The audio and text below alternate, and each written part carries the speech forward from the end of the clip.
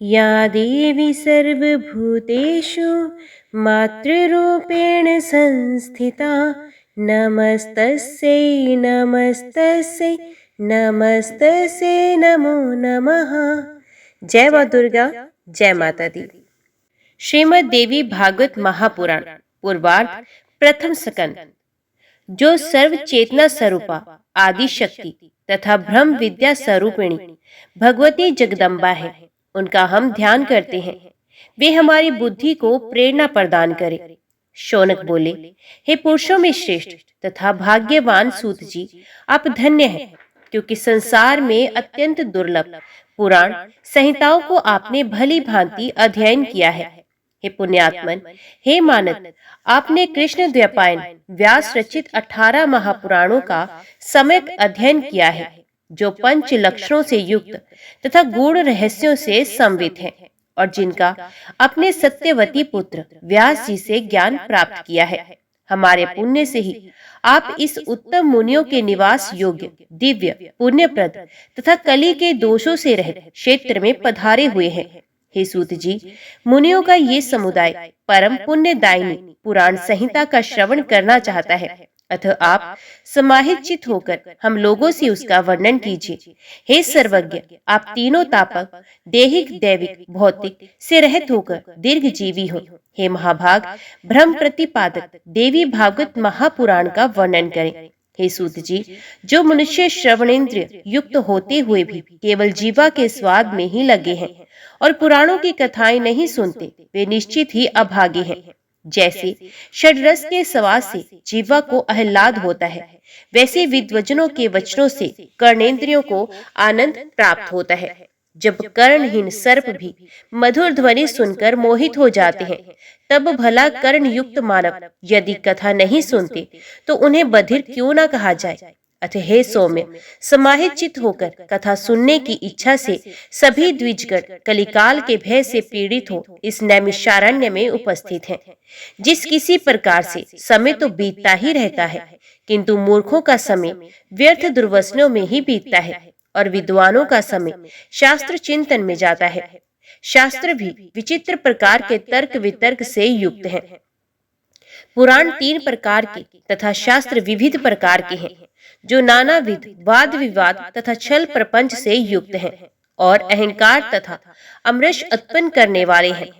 वे अनेक अर्थवाद तथा हेतुवाद से युक्त और बहुत विस्तार वाले हैं। उन शास्त्रों में वेदांत शास्त्र सात्विक, मीमांसा, राजस तथा न्याय शास्त्र तामस कहा गया है, क्योंकि वे हेतुवाद से परिपूर्ण है। इसी प्रकार हे सौम्य, आपके द्वारा कहे गए पुराण कथा भेद से 3 गुणों वाले तथा 5 लक्षणों से संवित है। आपने ये भी बताया कि उन पुराणों में ये श्रीमद् देवी भागवत 5वां पुराण है, पवित्र है, वेद के समान है और सभी लक्षणों से युक्त है। उस समय आपने प्रसंगवश अत्यंत अद्भुत मुमुक्ष जनों के लिए मुक्तिप्रद मनोरथ पूर्ण करने वाले, धर्म में रुचि उत्पन्न करने वाले जिस पुराण को संक्षेप में कहा था, उस उत्तम पुराण को विस्तार पूर्वक कहिए। उस दिव्य तथा कल्याण में श्रीमद् देवी भागवत पुराण को हम सभी द्विजगण आदर पूर्वक सुनने की इच्छा रखते हैं। हे धर्मज्ञ, गुरु भक्त एवं सत्व गुण से संपन्न होने के कारण आप कृष्ण द्वैपायन के द्वारा कही गई इस प्राचीन संहिता का ज्ञान प्राप्त कर चुके हैं। जिस प्रकार देवता लोग अमृत पान करते हुए तृप्त नहीं होते, उसी प्रकार हम लोगों ने भी यहाँ आपके मुखारविंद से निकली अन्यान्य कथाएं सुनी, किंतु हम भी अभी भी हम तृप्त नहीं हुए हैं। हे सूत जी, उस अमृत को धिक्कार है जिसके पीने से कभी मुक्ति नहीं होती, परंतु इस भागवत रूपी कथा सुधा के पान से तो मनुष्य शीघ्र ही भव संकट से मुक्त हो जाता है। हे सूत जी, अमृत पान के लिए जो हजारों प्रकारों के यज्ञ किए गए हैं, उनसे भी सर्वदा के लिए हमें शांति नहीं मिली। यज्ञों का फल तो केवल स्वर्ग है। पुण्य क्षीण होने पर पुण्य स्वर्ग से मृत्यु लोक में लौटना ही पड़ता है। इस प्रकार निरंतर आवागमन के चक्र में आना जाना लगा रहता है। हे सर्वज्ञ, त्रिगुणात्मक काल चक्र में भ्रमण करते हुए मनुष्यों की ज्ञान के बिना मुक्ति कदापि संभव नहीं है। इसलिए सब प्रकार के रसों से परिपूर्ण तथा पुण्यप्रद श्रीमद् देवी भागवत पुराण कहिए। जो पवित्र, मुक्तिदायी, गोपनीय तथा मुमुक्ष जनों को सर्वदा प्रिय है। सूत जी बोले, हे मुनिजनों, मैं धन्य और महान भाग्यशाली हूँ, जो कि आप महात्माओं ने वेद विश्व तथा अत्यंत पुण्यप्रद श्रीमद्देवी भागवत महापुराण के संबंध में प्रश्न करके मुझे पवित्र बना दिया।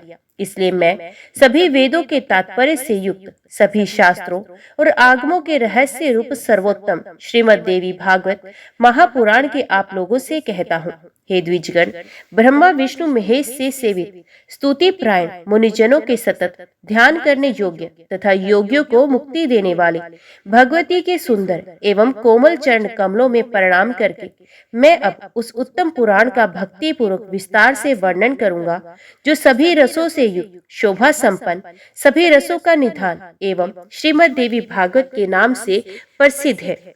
वैदिक मार्ग अनुसार जिसे विद्या कहते हैं, जो सर्वदा आदि शक्ति कही जाती है, जिन्हें योगी लोग पराशक्ति भी कहते हैं, जो सर्वज्ञ, भवबंधन काटने में निपुण है तथा जो सबके हृदय देश में विराजती रहती हैं, और दुरात्मा प्राणी जिन्हें नहीं जान सकते, मुनियों के ध्यान करने पर जो शीघ्र प्रत्यक्ष दर्शन देती हैं, वे भगवती सर्वदा सिद्धिदायिनी बनी रहे, जो सत्य असत्य रूप उस जगत की सृष्टि करके अपनी त्रिगुणात्मिक सत्व, रज और तप शक्ति द्वारा उसका पालन करती तथा प्रलयांत में उसका संहार करके अकेले स्वयं लीला रमण करती हैं। उन समस्त विश्व की जननी भगवती का मैं मन ही मन स्मरण करता हूँ। ये संसार में प्रसिद्ध है कि ब्रह्मा ही इस संपूर्ण जगत के सृष्टा है। साथ ही सभी वेदज्ञ तथा पुराण वेदता भी यही कहते हैं। उनका ये भी कथन है कि भगवान विष्णु के नाभि कमल से ही उन ब्रह्मा की उत्पत्ति हुई है, जो स्वतंत्र नहीं है, अपितु विष्णु की प्रेरणा से ही वे संसार की सृष्टि करते हैं। जब कल्पांत में सर्वत्र जलमय हो जाता है, तब केवल शेष शैया पर भगवान विष्णु शयन करते हैं और उन्हीं के नाभि कमल से ब्रह्मा का आविर्भाव होता है। इस प्रकार जब सहस्त्र फण वाले शेष ही विष्णु के आधार है, तो फिर उन मुरारी को भी सर्वाधार भगवान कैसे कहा जाए। प्रलयकालीन समुद्र का जल भी तो रस रूप ही है और बिना पात्र रस कहीं ठहर नहीं सकता। अतएव जो सब प्राणियों में शक्ति रूप से विराजती रहती हैं, मैं उन संपूर्ण संसार की जननी आदि शक्ति भगवती की शरण ग्रहण करता हूँ। योग निद्रा में लीन भगवान विष्णु को देखकर उनके नाभि कमल पर विराजमान ब्रह्मा ने जिन देवी की स्तुति की थी, मैं उन्हीं पराशक्ति भगवती की शरणागत हूँ। हे मुनिजनों, उन्हीं निर्गुण तथा सगुण रूप वाली तथा मुक्तिदायिनी योग माया का ध्यान करके मैं यहाँ संपूर्ण देवी भागवत पुराण कह रहा हूँ। आप लोग सुनिए। ये श्रीमद देवी भागवत नामक पुराण अत्यंत पवित्र एवं उत्तम है। इसमें 18,000 सुंदर श्लोक है। कृष्ण द्वैपायन द्वारा विरचित इस श्रीमद देवी भागवत पुराण में कल्याणकारी 12 स्कंद तथा कुल 318 अध्याय बताए गए हैं। उनमें प्रथम स्कंद में 20 अध्याय, द्वितीय 12, तृतीय में 30 और चतुर्थ में 25 हैं। पंचम स्कंद में 35 अध्याय, षष्ठ में 21, सप्तम में 40, अष्टम में तत्व संख्या के बराबर अर्थात 24, नवम में 50, दशम स्कंद में 13 अध्याय मुनि व्यास जी ने कहे हैं। इसी प्रकार हे मुनिगण, एकादश स्कंद में 24 और द्वादश स्कंद में 14 अध्याय बताए गए हैं। इस प्रकार महात्मा व्यास जी ने इस महापुराण में अध्यायों की संख्या बताई है। इसमें श्लोकों की संख्या 18,000 कही गई है। सर्ग, प्रतिसर्ग, वंश वर्णन, मनवंत्र तथा वंशानुचित, इस प्रकार पुराणों के 5 लक्षण हैं, जो कल्याणमयी भगवती नित्या निर्गुणा व्यापक रूप से सृष्टि में स्थित रहने वाली विकार रहित योग गम्या सबके आधार रूपा तथा तुरीयावस्था में प्रतिष्ठित हैं। उन्हीं की सात्विकी, राजसी और तामसी शक्तियां महासरस्वती, महालक्ष्मी तथा महाकाली नामक देवियों के रूप में प्रकट होती हैं। उन्हीं तीनों शक्तियों का सृष्टि के लिए शरीर धारण करना ही शास्त्र के विद्वानों के द्वारा सर्ग कहा गया है। तदंतर जगत के सृजन, पालन तथा संहार के लिए ब्रह्मा, विष्णु और महेश की उत्पत्ति कही गई है और उसे ही प्रतिसर्ग बताया गया है। चंद्रवंशी, सूर्यवंशी राजाओं के वंश वर्णन तथा हिरण्यकशिपु आदि दैत्यों के वंश कथन को वंश कहा गया है। इसी प्रकार स्वयंभू आदि 14 मनुओं का वर्णन एवं उनके समय विभाग मनवंतर कहलाते हैं उन मनुओं के वंश का क्रमश वर्णन करना ही वंशानुचित कहा गया है। हे मुनिवरों, इस प्रकार सभी पुराण उपयुक्त 5 लक्षणों से युक्त होते हैं। 1.25 लाख श्लोकों का महाभारत नामक ग्रंथ भी व्यास जी ने ही रचा है। ये इतिहास कहलाता है, जो वेद सम्मत होने के कारण 5वां वेद कहा गया है। शौनक जी बोले, हे सूत जी, ये पुराण कौन कौन से हैं और कितने हैं? हम लोगों को सुनने की उत्कट इच्छा है और आप सर्वज्ञ हैं, अतः विस्तार से बताइए। कलिकाल से भयभीत हम ब्राह्मण नैमिषारण्य में ही रहते हैं। ब्रह्मा जी ने मनोमय चक्र हमें देकर यह आदेश दिया था कि इसी चक्र के पीछे पीछे आप लोग जाएं। जहाँ इस चक्र की नेमी शीर्ण हो जाए, विदेश परम पवित्र कहा गया है। वहाँ कभी कलयुग का प्रवेश नहीं होगा। आप लोग वहाँ तब तक रहें जब तक उन्हें सतयुग ना आ जाए। उनका वे वचन सुनकर तथा उनकी बातों का हृदय में रखकर हम लोग सब देशों के दर्शनार्थ उस मनोमय चक्र के पीछे पीछे चलकर तत्काल यहाँ आ गए। चलते चलते इसी स्थान पर पहुंचकर उस चक्र की नेमी हम लोगों के देखते देखते शीर्ण हो गई। तभी से ये स्थान परम पवित्र नैमिष क्षेत्र के नाम से प्रसिद्ध हुआ। यहाँ कभी कली का प्रवेश नहीं होता। इसलिए मैंने अनेक ऋषि मुनियों, सिद्ध गणों एवं कली से भयभीत महात्माओं के साथ यहाँ अपना निवास बना लिया है। हम लोगों ने यहाँ पर चरु, पुरुडाश आदि द्वारा अनेक पशुवध विहीन यज्ञ किए हैं। जब तक सतयुग ना आ जाए तब तक हम लोगों का यहीं रहने का दृढ़ निश्चय है।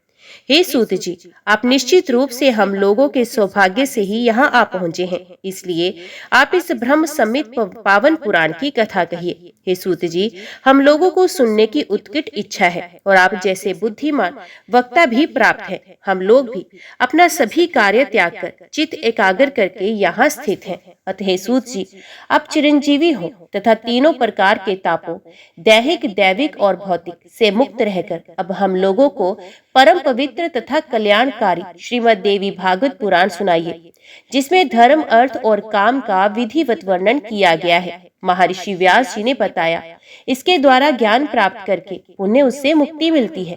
हे सूत जी, महर्षि वेद व्यास ने जिस पवित्र पुराण को कहा है, उसके मनोहर कथा चरित्रों को सुनने से हमारी कभी तृप्ति नहीं होती। सभी गुणों का एकमात्र स्थान, परम पवित्र, समस्त संसार की जननी भगवती के लीला नाट्य के समान विचित्र, सभी पाप समूहों का नाश करने वाले तथा सब प्रकार के अभिलाषाओं को पूर्ण करने वाले तथा भगवती के नाम से संवित श्रीमद् देवी भागवत महापुराण को प्रकट कीजिए। सूत जी बोले, हे मुनीश्वर, सत्यवती सूत, वेद व्यास जी से मैंने जिस प्रकार तत्वपूर्ण पुराणों को सुना है, उसे मैं आप लोगों से कहता हूँ। उनमें मत्स्य पुराण, मार्कंडेय पुराण, भविष्य पुराण, भागवत पुराण, ब्रह्मांड और ब्रह्म वैवर्त पुराण, वामन, विष्णु, वायु और वराह पुराण, अग्नि पुराण, नारद पुराण, पद्म पुराण और लिंग पुराण, गरुड़ पुराण, कुरुम पुराण, सकंद पुराण, ये पृथक पृथक 18 पुराण हैं। उनमें आदि के मत्स्य पुराण में 14,000, अत्यंत अद्भुत मार्कंडेय पुराण में 9,000 तथा भविष्य पुराण में 14,500 श्लोक संख्या तत्वदर्शी मुनियों ने बताई है। पवित्र भागवत पुराण में 18,000, ब्रह्म पुराण में 10,000 श्लोक हैं। ब्रह्मांड पुराण में 12,100 तथा ब्रह्म वैवर्त पुराण में 18,000 श्लोक हैं। हे शौनक, वामन पुराण में 10,000 तथा वायु पुराण में 24,600 श्लोक हैं। उस परम पवित्र विष्णु पुराण में 23,000, वराह पुराण में 24,000, अग्नि पुराण में 16,000 तथा नारद पुराण में 25,000 श्लोक कहे गए हैं। विशाल पद्म पुराण में 55,000, लिंग पुराण में 11,000 श्लोक है। इसी प्रकार साक्षात भगवान के द्वारा कहे हुए गरुड़ पुराण में 19,000 तथा कूर्म पुराण में 17,000 श्लोक हैं। परम विचित्र सकंद पुराण में 81,000 श्लोक कहे गए हैं। हे पाप रहित मुनियों, इस प्रकार मैंने पुराणों तथा उनके श्लोकों की संख्या विस्तार पूर्वक बता दी। हे मुनिवरों, अब उप पुराणों की भी संख्या सुनिए। उनमें सर्वप्रथम उप पुराण सनंत कुमार है। तत्पश्चात नरसिंह, नारदीय, शिव, दुर्वासा, कपिल, मनु, उष्णा, वरुण, कालिका, सांब, नंदी, सौर, पराशर, आदित्य, माहेश्वर, भागवत तथा 18वां वाशिष्ठ, ये सब उप पुराण महात्माओं द्वारा बताए गए हैं। सत्यवती तन्य वेद व्यास जी ने 18 पुराणों की रचना करने के बाद उन्हीं विषयों से विस्तार पूर्वक उस अतुलनीय महाभारत का प्रणयन किया। प्रत्येक द्वापर युग में भगवान वेद व्यास जी ही धर्म रक्षार्थ पुराणों की यथाविधि रचना करते रहते हैं। जब जब द्वापर युग आता है तब तब साक्षात भगवान विष्णु ही व्यास जी के रूप में अवतीर्ण होकर सर्वलोक हितार्थ वेद के अनेक भेदों उपवेद करते हैं। विशेषकर कलयुग में ब्राह्मणों को अल्पायु एवं अल्प बुद्धि जानकर वे युग युग में पवित्र पुराण संहिताओं का निर्माण करते हैं। स्त्रियों, शूद्रों तथा भ्रष्ट द्विज जातियों को वेद श्रवण का अधिकार नहीं है, इसलिए उनके कल्याण के लिए व्यास जी ने पुराणों की रचना की है। हे श्रेष्ठ मुनिगण, इस वैवस्वत नामक शुभ 7वें मनवंतर के 28वें द्वापर युग में परम धर्मनिष्ठ सत्यवती पुत्र मेरे गुरु श्री व्यास जी हुए और 29वें द्वापर में द्रोणी नाम के व्यास होंगे। इनके पूर्व भी 27 व्यास हो चुके हैं, जिन्होंने प्रत्येक युग में अनेक पुराण संहिताएं रची हैं। ऋषियों ने कहा, हे महाभाग सूत जी, अब आप पूर्व काल में प्रत्येक द्वापर युग में अवतीर्ण हुए पुराण वक्ता व्यासों की कथा कहिए। सूत जी बोले, सृष्टि के बाद सर्वप्रथम द्वापर युग में स्वयं ब्रह्मा जी ने ही व्यास के रूप में प्रकट होकर वेदों का विभाजन किया। दूसरे द्वापर में प्रजापति व्यास बने, तीसरे द्वापर में शुक्राचार्य, चौथे द्वापर में बृहस्पति, पांचवें में सूर्य तथा छठे में यमराज ही साक्षात व्यास बने थे। 7वें द्वापर में इंद्र, 8वें में वशिष्ठ मुनि, 9वें में सारस्वत और 10वें द्वापर में त्रिधामाजी व्यास हुए। 11वें में त्रिविश, 12वें में भरद्वाज मुनि, 13वें में अंतरिक्ष और 14वें में धर्मराज व्यास बने। 15वें द्वापर में त्रयारुणी, 16वें में धनंजय, 17वें में मेधातिथि तथा 18वें द्वापर में वृत्ति मुनि व्यास हुए। 19वें में अत्रि, 20वें में गौतम और 21वें द्वापर में हरेत्मा उत्तम नामक व्यास कहे गए हैं। 22 में वाजश्रवा वेन, 23 में आमुषायन्य सोम, 24 में तृणविंदु तथा 25वें द्वापर में भार्गव व्यास हुए। 26 में शक्ति, 27 में जातुकर्ण्य और 28वें द्वापर में कृष्ण देवपायन जी व्यास हुए। इस प्रकार 28 व्यासों के नाम जैसे मैंने सुना था वैसे ही बता दिया है। इन्हीं कृष्ण देवपायन व्यास जी के द्वारा कहे गए श्रीमद् देवी भागवत पुराण को मैंने सुना था, जो पुण्यप्रद, सब प्रकार के दुखों का नाश करने वाला, सब प्रकार के मनोरथ पूर्ण करने वाला, मोक्षदाता, वैदिक भावों से ओतप्रोत तथा सभी आगमों के रसों से परिपूर्ण, अत्यंत मनोहर एवं मुमुक्ष जनों को सदा प्रिय लगने वाला है। जिस अत्यंत पवित्र पुराण को रचकर व्यास जी ने अरणी के गर्भ से उत्पन्न विद्वान, महात्मा एवं विरक्त अपने पुत्र सुखदेव जी को पढ़ाया था। हे मुनि वृंद, उसी रहस्य में महापुराण श्रीमद् देवी भागवत को मैंने भी करुणा सागर अपने गुरु व्यास जी के मुख से संपूर्ण रूप से यथारथ सुना तथा उनकी कृपा से उसे हृदयंगम कर लिया। जिस समय अयोनिज एवं अपूर्व बुद्धिमान अपने पुत्र सुखदेव जी के प्रश्न करने पर व्यास जी ने रहस्य युक्त इस पुराण को सुनाया, उस समय मैंने भी एक साधारण श्रोता के रूप में इस महान प्रभाव वाले श्रीमद् देवी भागवत महापुराण को सुन लिया। हे सर्वश्रेष्ठ मुनिजन, श्रीमद् देवी भागवत रूपी इस कल्प वृक्ष के फल के स्वाद के प्रति आदर बुद्धि रखने वाले तथा अपार संसार सागर से पार लाने के लिए श्री सुखदेव जी ने अनेक प्रकार की सुंदर एवं रसमयी कथाओं से युक्त जिस अद्भुत महापुराण को विधिवत अपने कर्णपुट से प्रेम पूर्वक सुना है, उसे श्रवण करके भी जो कलिकाल के भय से मुक्त ना हुआ, भला ऐसा प्राणी इस भूतल पर कौन होगा। वैदिक धर्म से रह तथा निकृष्ट विचार रखने वाला बड़े से बड़ा पापी मनुष्य भी यदि किसी बहाने इस उत्तम श्रीमद् देवी भागवत पुराण का श्रवण कर लेता है, तो वे भी निश्चय ही समस्त सांसारिक सुखों को भोगकर अंत में योगी जनों के द्वारा प्राप्त करने योग्य भगवती के नामों से चिन्हित मनोरम तथा अचल पद को प्राप्त करता है। जो प्राणी इस श्रीमद् देवी भागवत पुराण को प्रतिदिन प्रेम से सुनता है, उसके हृदय रूपी गुहा में विष्णु, शिव आदि देवताओं के लिए भी दुर्लभ सर्वश्रेष्ठ विद्या रूपिणी सज्जनों की एकमात्र प्रिया, गुणातीता एवं समाधि द्वारा जाने योग्य वे भगवती निवास करने लगती है। अतः सर्वांग सुंदर इस मानव तन को पाकर संसार सागर के अगाध सलिल से पार होने के लिए जलयान के समान परम सुखदायी श्रीमद् भागवत पुराण एवं उसके वक्ता को प्राप्त करके भी जो मूर्ख इसका श्रवण नहीं करता, वे विधाता के द्वारा वंचित ही कहा जाता है। इस दुर्लभ मनुष्य देह में दोनों कानों को प्राप्त करके भी जो सांसारिक मनुष्य केवल दूसरों के दुर्गुणों को ही सुना करता है, वे अधम मंदबुद्धि चारों उत्तम पदार्थों को देने वाले तथा सब रसों से परिपूर्ण इस निर्मल पुराण को भूतल पर क्यों नहीं सुनता। ऋषिगण बोले, हे सौम्य, महर्षि व्यास की किस पत्नी से सुखदेव जी उत्पन्न हुए, उनका जन्म किस प्रकार हुआ और किस प्रकार से उन्होंने इस संहिता का सम्यक अध्ययन किया। आपके द्वारा ही वे अयोनिज कहे गए, तो फिर अरणी से उनकी उत्पत्ति कैसे हुई। हे महामते, इसमें हमें महान संशय हो रहा है, आप उसका समाधान करें। हम लोगों ने पहले ही सुना है कि महातपस्वी सुखदेव जी गर्भयोगी थे। ऐसी स्थिति में उन्होंने इतने विस्तृत पुराण श्रीमद् देवी भागवत का अध्ययन कैसे किया। सूत जी बोले, प्राचीन काल में एक समय सत्यवती के पुत्र व्यास जी सरस्वती नदी के किनारे अपने आश्रम में गौरैया पक्षी का जोड़ा देखकर आश्चर्यचकित हो गए। अंडे से तत्काल पैदा हुए लाल मुख वाले सुंदर अंगों वाले एवं पंख रहित शिशु को घोंसले में ही छोड़कर वे दोनों उड़ गए और अत्यंत परिश्रम से चारा लाकर उस शिशु के चोंच में डालते हुए दोनों पक्षी अत्यंत आह्लाद युक्त होकर उस शिशु के अंगों को अपने अंगों से रगड़ते हुए प्रेम पूर्वक उसके सुंदर मुख को चूम रहे थे। व्यास जी उस शिशु में उन दोनों पक्षियों का ऐसा अद्भुत प्रेम देखकर चिंता में पड़ गए और मन ही मन सोचने लगे, यदि अपने पुत्र के प्रति पक्षियों में ऐसा प्रेम दिखाई दे रहा है, तो अपनी सेवा का फल चाहने वाले मनुष्यों में ऐसा प्रेम व्यवहार होने में आश्चर्य ही क्या। क्या ये दोनों पक्षी इसका सुख साधन स्वरूप विवाह करके स्वयं सुखी रहते हुए इसकी वधु का सुंदर मुख देख पाएंगे।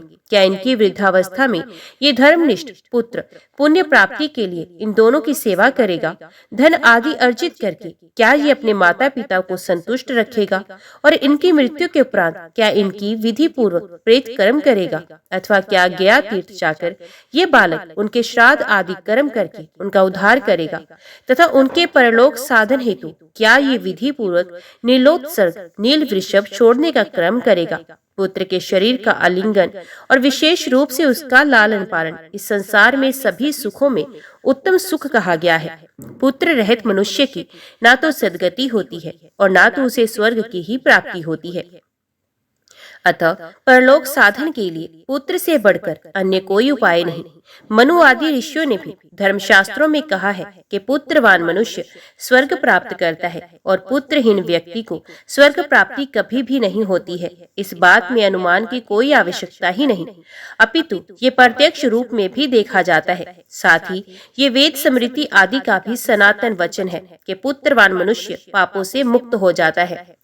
रोगावस्था में तथा मरण काल में भूमि छैया पर पड़ा हुआ संतानहीन प्राणी दुखित होकर अपने मन में विचार करता है कि मेरे घर में पर्याप्त धन है, अनेक प्रकार के पात्र हैं तथा मेरा ये भवन भी अत्यंत सुंदर है, किंतु अब इन सबका स्वामी कौन होगा। चूंकि मृत्यु काल में उस प्राणी का मन अति दुखी होकर भ्रमित होता रहता है, इसलिए उस भ्रांत मन वाले प्राणी की दुर्गति अवश्य ही होती है। इस प्रकार अनेकानेक चिंतन करके और बार बार लंबी तथा गर्म सांसें लेकर सत्यवती पुत्र व्यास जी का मन अत्यंत खिन्न हो गया।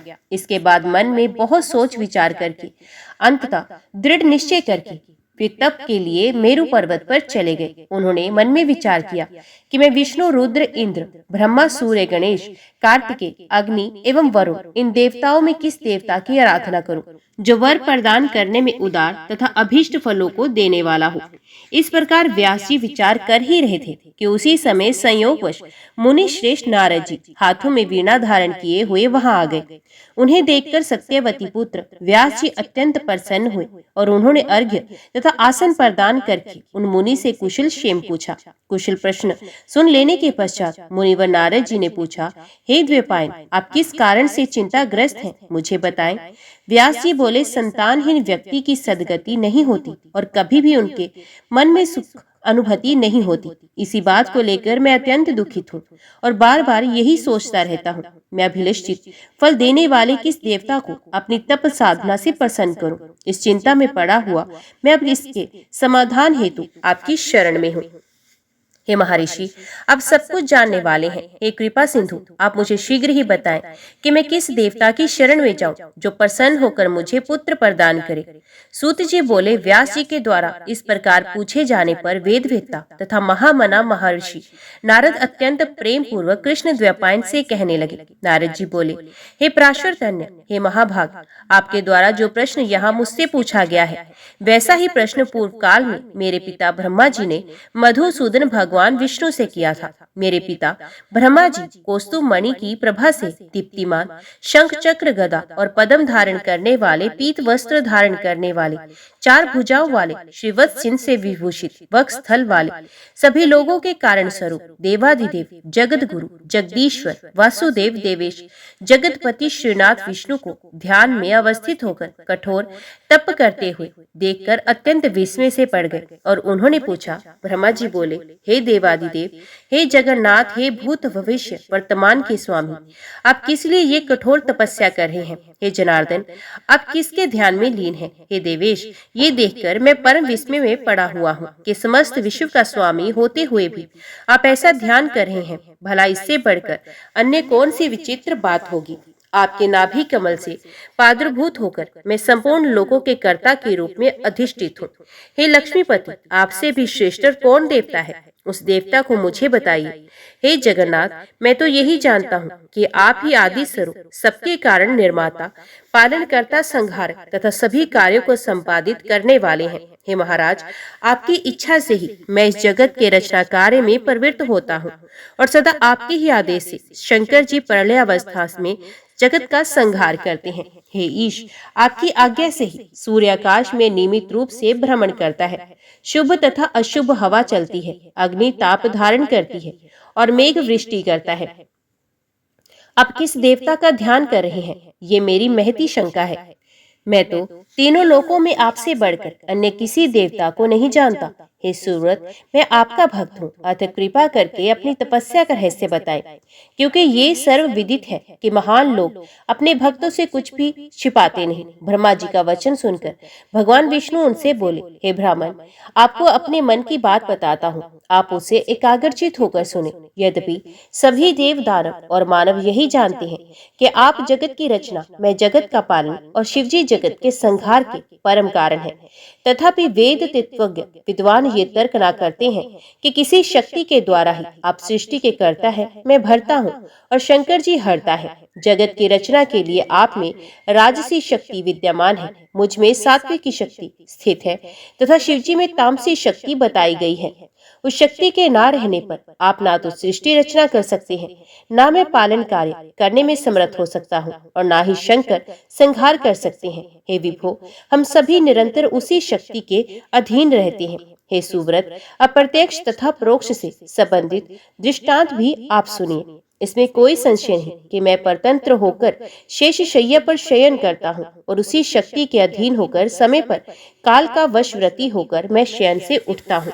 उसी शक्ति का अवलंबन कर प्राप्त कर मैं सदा तपशरण करता रहता हूँ। मैं कभी लक्ष्मी के साथ सुख पूर्वक विहार करता हूँ और कभी दानवों के साथ अत्यंत भीषण शरीर को चूर्ण कर देने वाला तथा लोगों को भयभीत कर देने वाला युद्ध भी करता हूँ। हे धर्मज्ञ, आप ये तो प्रत्यक्ष जानते हैं कि पूर्व समय में मेरे द्वारा उस महासिंधु में 5000 वर्षों तक भीषण बाहु युद्ध किया गया था। हे देव, कान की मैल से उत्पन्न अत्यंत दुष्ट मदोमत तथा अहंकारी मधु कैटब नामक दोनों दानवों को मैंने देवी की कृपा से ही संहार किया था। हे महाभाग, क्या आप उस समय प्रात पर कारण स्वरूपा महाशक्ति को नहीं जान पाए थे, अथवा बार बार क्यों पूछ रहे हैं? उसी शक्ति की इच्छा से मैं परम पुरुष के रूप में महासागर में विचरण करता हूँ और विभिन्न युगों में कश्यप, वराह, नरसिंह तथा वामन के रूप में अवतरित होता रहता हूँ। त्रिज्ञ योगिनी के उत्पन्न होना किसी के लिए भी प्रिय नहीं। मैं अपनी इच्छा से वामन, वराह आदि योनियों में उत्पन्न नहीं होता, अपितु इसमें उसी शक्ति की प्रेरणा ही परम कारण है। भला ऐसा कौन होगा जो लक्ष्मी के साथ सुखदायक विहार का त्याग करके मत्स्यादि नीच योनियों में जन्म लेगा? यदि मैं स्वतंत्र होता तो सुखदायिनी शैया को छोड़कर गरुड़ रूपी आसन पर बैठकर महाभयंकर युद्ध क्यों नहीं करता? हे अज, प्राचीन काल में एक बार आपके समक्ष ही धनुष की प्रत्यंचा टूट जाने के कारण मेरा सर छिन्न हो गया था। तब शिल्पकार में श्रेष्ठ, आपने फिर से मेरे धड़ पर घोड़े का सर जोड़ दिया था। हे लोक निर्माता, उसी समय मैं हयग्रीव नाम से लोक प्रसिद्ध हुआ। ये सब आपके सामने घटित हुआ था। यदि मैं स्वाधीन होता तो संसार में ये विडंबना कैसे होती। अतएव मैं स्वतंत्र नहीं हूँ, अपितु सर्वथा उसी शक्ति के अधीन हूँ। मैं निरंतर उसी शक्ति का ध्यान करता हूँ। हे कमलोद्धव, मैं इसके अतिरिक्त अन्य कुछ भी नहीं जानता। नारद जी बोले, हे व्यास जी, भगवान विष्णु ने ब्रह्मा जी से इस प्रकार कहा, हे मुनिश्रेष्ठ, मेरे पिता ब्रह्मा जी ने भी वे सब बातें मुझसे कही थी। अतः आप भी कल्याणकारी पुत्र प्राप्ति के उद्देश्य से सर्वथा संशय रहित होकर अपने हृदय कमल में देवी भगवती के चरणार बिंदु का ध्यान कीजिए। हे देवी, आपके समस्त अभिलाषित फलों को अवश्य प्रदान करेंगी। सूत जी बोले, नारद जी के ऐसा कहने पर सत्यवती पुत्र व्यास जी देवी के चरणार बिंद में अपना ध्यान केंद्रित करते हुए तप के लिए पर्वत पर चले गए। ऋषिगण बोले, हे सूत जी, हमारा चित्त संदेह रूपी सागर में पूर्ण डूबता जा रहा है, क्योंकि आपने महान आश्चर्यजनक तथा संसार को विस्मित कर देने वाली ये बात कह दी कि विष्णु के शरीर से उनका सर अलग हो गया था और वे सर्वपालक जनार्दन पुण्य हयग्रीव हो गए थे। वेद भी जिन भगवान विष्णु का स्तवन करते हैं, समस्त देवता जिनका आश्रय ग्रहण करते हैं, जो आदि देव हैं, जगत के स्वामी हैं और सभी कारणों के भी कारण हैं, देव योग से उनका भी मस्तक कैसे कट गया। हे महामती, वे सब आप हमसे विस्तार पूर्वक शीघ्र कहिए। सूत जी बोले, हे मुनियों, आप सभी लोग एकाग्रचित होकर परम तेजस्वी देवादिदेव भगवान विष्णु का चरित्र सुनिए। किसी समय वे सनातन देव विष्णु 10,000 वर्षों तक भीषण युद्ध करके अत्यंत थक गए थे। तदंतर एक समतल तथा शुभ स्थान पर पद्मासन लगाकर पृथ्वी पर स्थित प्रत्यंचा चढ़े हुए धनुष पर गर्दन टिकाए हुए उस धनुष की नोक पर भार देकर लक्ष्मीपति भगवान विष्णु सो गए। थकावट के कारण देवयोग से उन्हें गहरी नींद आ गई। कुछ समय बीतने के बाद ब्रह्मा, शिव तथा इंद्र सहित सभी देवता यज्ञ करने को उद्यत हो गए। वे सब देव कार्य के सिद्ध हेतु यज्ञों के अधिपति जनार्दन भगवान विष्णु के दर्शन के लिए वैकुंठ लोक गए। उस समय उन्हें वहां ना देखकर वे देवतागण ज्ञान दृष्टि से देख करके वहां पहुंचे जहां भगवान विष्णु विराजमान थे। वहां उन्होंने सर्वव्यापी भगवान विष्णु को योग निद्रा के वशीभूत होकर अचेत पड़ा हुआ देखा। तब वे देवगण वहीं रुक गए। सभी देवताओं के वहां रुक जाने के बाद जगतपति विष्णु को निद्रा मगन देखकर ब्रह्मा, रुद्र आदि प्रमुख देवता अत्यंत चिंतित हुए। तदंतर इंद्र ने देवताओं से कहा, हे श्रेष्ठ देवगण, अब क्या किया जाए। हे श्रेष्ठ देवताओं, अब आप सभी ये विचार करें कि इनकी निद्रा किस प्रकार भंग की जाए। तब शिवजी ने इंद्र से कहा, इनकी निद्रा का भंग करने से महान दोष लगेगा, किंतु हे श्रेष्ठ देवगण, यज्ञ कार्य भी अवश्य जरूरी है। इसके बाद परमेष्ठी ब्रह्मा जी ने पृथ्वी पर स्थित धनुष के अग्रभाग को खा जाने के लिए दीमक का सृजन किया। उन्होंने ये सोचा कि दीमक के द्वारा धनुष का अग्रभाग खा लिए जाने पर धनुष नीचा हो जाएगा, तब वे देवादिदेव विष्णु निद्रा मुक्त हो जाएंगे। ऐसा होने पर निस्संदेह देवताओं का संपूर्ण कार्य सिद्ध हो जाएगा। अतः सनातन ब्रह्मा जी ने दीमक को उसी कार्य के लिए आदेश दिया। तब दीमक ने ब्रह्मा जी से कहा कि हे देवादिदेव जगत गुरु लक्ष्मीपति भगवान विष्णु का निद्रा भंग मैं कैसे करूं, क्योंकि नींद में बाधा डालना, कथा में विघ्न पैदा करना, पति पत्नी के बीच भेद उत्पन्न करना एवं माँ पुत्र के बीच वैरभाव पैदा करने के लिए षड्यंत्र करना ब्रह्म हत्या के समान कहा गया है। अतः मैं देवादिदेव भगवान विष्णु का सुख क्यों नष्ट करूं। हे देव, उस धनुष का अग्रभाग खाने से मेरा क्या लाभ, जिसके लिए मैं ऐसा पाप करूं। स्वार्थ के वशीभूत होकर ही समस्त लोक पाप कार्य में प्रवृत्त होता है, इसलिए मैं भी इसमें कोई स्वार्थ सिद्धि होने पर ही इसका भक्षण करूंगा। ब्रह्मा जी बोले, सुनो, हम लोग यज्ञ में तुम्हारे भाग की व्यवस्था कर देंगे, इसलिए तुम अविलंब भगवान विष्णु को जगाकर हम लोगों का कार्य संपन्न कर दो। होम कार्य में आहुति प्रदान करते समय जो हव्य आसपास गिरेगा उसी को अपना भाग समझना, और अब तुम शीघ्रता पूर्व हमारा कार्य करो। सूत जी बोले, हे ऋषियों, ब्रह्मा जी के इस प्रकार कहने के अनंतर दीमक ने धरातल पर स्थित धनुष को शीघ्र ही खा लिया, जिससे धनुष की डोरी मुक्त हो गई। प्रत्यंचा के खुल जाने पर धनुष का भी ऊपरी कोना मुक्त हो गया। इस प्रकार एक भीषण ध्वनि पैदा हुई, जिससे वहां सभी देवगण भयभीत हो गए। ब्रह्मांड शुद्ध हो उठा, पृथ्वी में कंपन होने लगा, सभी समुद्र उद्विग्न हो गए, जलचर जंतु व्याकुल हो गए। प्रचंड हवाएं प्रवाहित होने लगी, पर्वत प्रकंपित हो उठे, किसी दारुण आपदा के सूचक उल्कापात आदि महान उपद्रव होने लगे, सूर्य तिरोहित हो गए तथा सभी दिशाएं अत्यंत भयावह हो गई। ये सब देखकर देवता लोग चिंतित होकर सोचने लगे कि इस दुर्दिन में अब क्या होगा। हे तपस्वियों, हे देवतागण, ऐसा सोच ही रहे थे कि किरीट कुंडल से देवाधिदेव भगवान विष्णु का सर कटकर कहीं चला गया। कुछ समय पश्चात उस घोर अंधकार के शांत हो जाने पर ब्रह्मा और शंकर ने भगवान विष्णु का मस्तक विहीन विलक्षण शरीर देखा। भगवान विष्णु का सिर विहीन धड़ देखकर वे श्रेष्ठ देवता अत्यंत विस्मित हुए और चिंता सागर में निमग्न होकर शोकाकुल हो इस प्रकार विलाप करने लगे।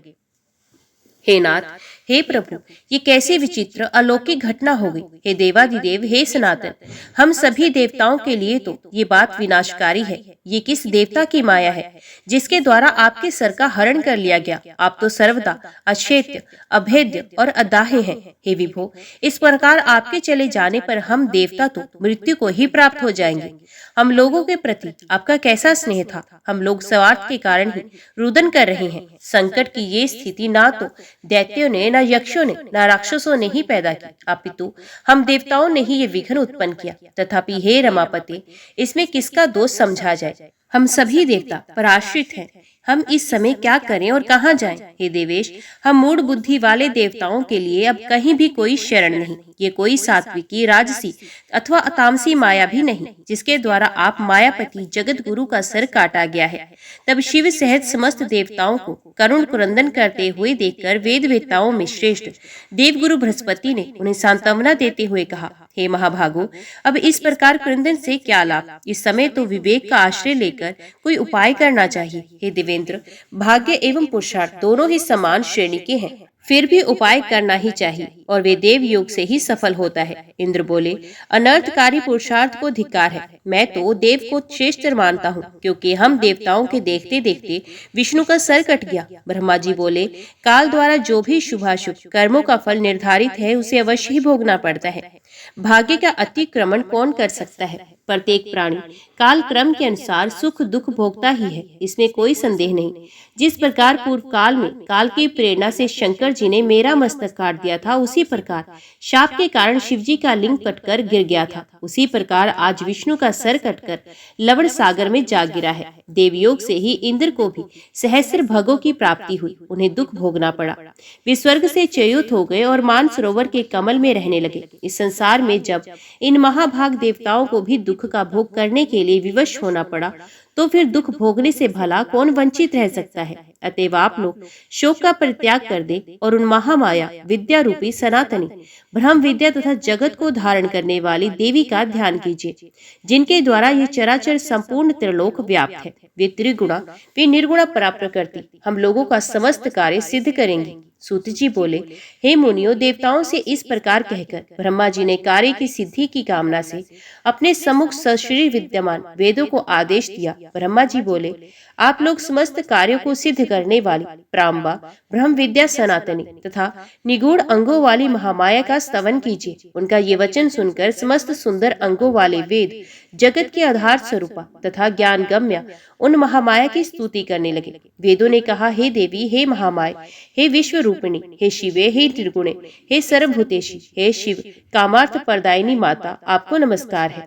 आप सभी प्राणियों को आश्रय देने के लिए पृथ्वी स्वरूपा है तथा प्राणधारियों की प्राण भी हैं। बुद्धि, श्री, कांति, क्षमा, शांति, श्रद्धा, मेधा, धृति एवं स्मृति सब कुछ आप ही हैं। ओंकार में अर्धमात्रा के रूप में आप ही विराजमान हैं। आप गायत्री, भुव, भुव, स्वः आदि व्याहृति, जया, विजया, धात्री, लज्जा, कीर्ति, स्पृहा एवं दया सब कुछ है। हे अम्बा, आप तीनों लोकों के रचना तंत्र में दक्ष, करुणा रस से युक्त, सभी प्राणियों की माँ, विद्या, कल्याणी, सभी प्राणियों की हित साधिका, सर्वश्रेष्ठ, वाग बीज मंत्र में वास करने में निपुण तथा संसार का क्लेश दूर करने वाली हैं। आपकी हम स्तुति करते हैं। ब्रह्मा, शंकर, विष्णु, इंद्र, सरस्वती, अग्नि, सूर्य तथा सभी भुवनों के स्वामी आपके द्वारा ही निर्मित किए गए हैं, अतः उनकी अपनी कोई विशेषता नहीं है। आप ही सभी चराचर जगत की माता हैं। हे जननी, जब आप जगत की रचना की कामना करती हैं, तब आप सर्वप्रथम ब्रह्मा, विष्णु, महेश इन प्रमुख देवों का सृजन करती हैं। उन्हीं के माध्यम से एकमात्र आप ही जगत का सृजन, पालन एवं संहार कर पूर्ण करती हैं। हे देवी, आप में संसार का लेश मात्र भी नहीं रहता। हे देवी, संपूर्ण संसार में ऐसा कोई भी निपुण प्राणी नहीं है जो आपके रूप को जान सके, और ना तो ऐसा कोई योग्य मनुष्य है जो आपके नामों की संख्या की गणना करने में समर्थ हो। जो थोड़े से जल का संतरण करने में असमर्थ हो, वे बुद्धि संपन्न मनुष्य भला महासागर को पार करने में कुशल कैसे होगा।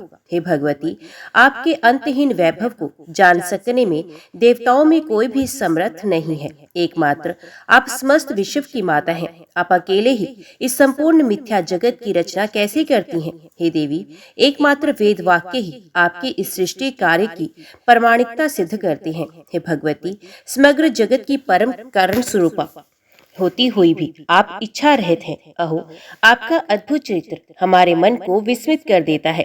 समस्त वेदों से भी अज्ञेय आपके गुणों एवं प्रभावों का वर्णन हम लोग भला किस प्रकार कर सकते हैं, क्योंकि स्वयं आप भी अपने परम तत्व को नहीं जानती हैं। हे जननी, क्या आप भगवान विष्णु के शिरोछेदन की घटना नहीं जानती हैं। हे शिवे, अथवा क्या ये जानकर भी आप मधुजित विष्णु की शक्ति की परीक्षा करना चाहती हैं। हे माता, अथवा क्या ये विष्णु के महान पाप समूह का फल है, किंतु आपके चरण कमलों का भजन करने में निपुण प्राणी से तो पाप हो ही नहीं सकता। हे माता, आप इस देव समूह की भारी उपेक्षा क्यों कर रही हैं। भगवान विष्णु के मस्तक कटने की घटना हमारे लिए अत्यंत आश्चर्यजनक तथा महान कष्टदायक बात है। हे माता, आप जननी रूपी दुख का नाश करने में कुशल हैं। अब हम ये नहीं जान पा रहे कि विष्णु के सर संयोजन में विलंब क्यों हो रहा है। हे देवी, सभी देवताओं के देवत्व भिवानी रूपी दोष को अपने मन में समझकर आपने ही ऐसा किया है,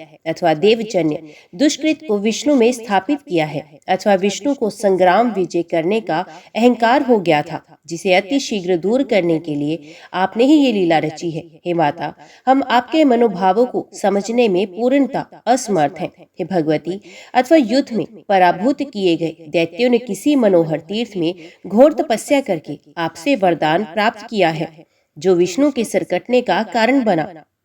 हे भवानी, अथवा विष्णु को सिर वहीन रूप में देखने के लिए आप इस समय कोई विनोद कर रही हैं। हे आद्या, आप सिंधु सुता लक्ष्मी पर किसी कारण से आक्रोशित तो नहीं हैं। आप उन्हें स्वामी विहीन किस लिए देखना चाह रही हैं। आप अपने ही अंश से पाद्रभूत लक्ष्मी का अपराध क्षमा करें और भगवान विष्णु को जीवन दान देकर रमा को प्रसन्न कर दें। जगत के समस्त कार्यों को संपादित करने में प्रमुख भूमिका वाले अतिशय प्रभावशाली ये देवता आपको निरंतर नमस्कार करते हैं। हे देवी, सर्वलोक अधिपति विष्णु को जीवित करके आप देवताओं को शोक सागर से पार कीजिए। हे अम्बा, भगवान विष्णु का सर छिन्न होकर कहाँ चला गया, ये हम नहीं जानते हैं, और इस समय इन्हें जीवित करने के लिए अन्य कोई युक्ति भी नहीं सूझ रही है। हे देवी, मृत प्राणी को जीवित करने में जिस प्रकार अमृत समर्थ है, उसी प्रकार समग्र संसार की आप जीवन दात्री हैं। जय माता दी।